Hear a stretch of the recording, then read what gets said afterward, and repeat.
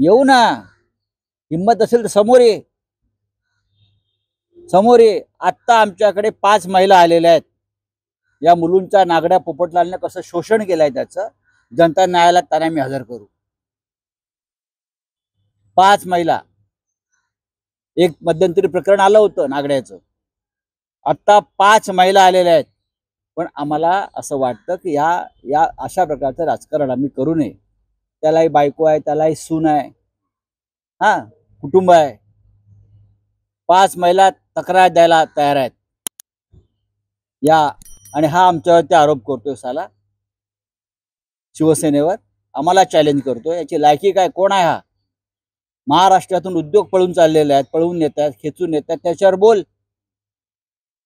8,000 कोटीचा ॲम्ब्युलन्स घोटाळा आहे, त्याच्यावर बोल. 500 कोटीचा राहुल कुलचा मनी लॉन्ड्रिंग घोटाळा आहे, त्याच्यावर बोल. अजित पवारच्या सिंचन घोटाळ्यावर बोल. 70,000 कोटीचा प्रधानमंत्री बोलले आहेत ना. हसन मुश्रीफवर बोल. बोलतोयस का?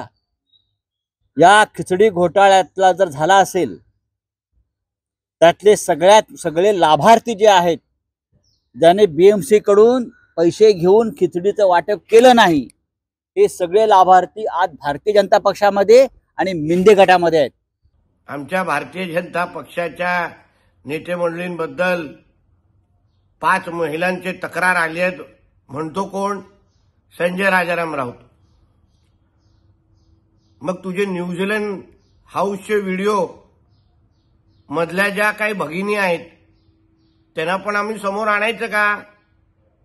गोरेगावच्या रॉयल पाम्समध्ये कुठे कुठे नाड्या सुटलेल्या, कसं तू तिथून सकाळी उठून पळालेलास, ह्याची पण थोडी माहिती द्यायची का? म्हणून उगाच सुख्या धमक्या देऊ नकोस. आणि महिलांच्या संबंधित आरोप तू करावेत हा तर फार मोठा विनोद आहे. कारण का त्या डॉक्टर महिलेने अगर तोंड उघडलं तर तुला सकाळचा हा पत्रकार परिषद घेण्याचा पण तू लायकीचा राहणार नाहीस.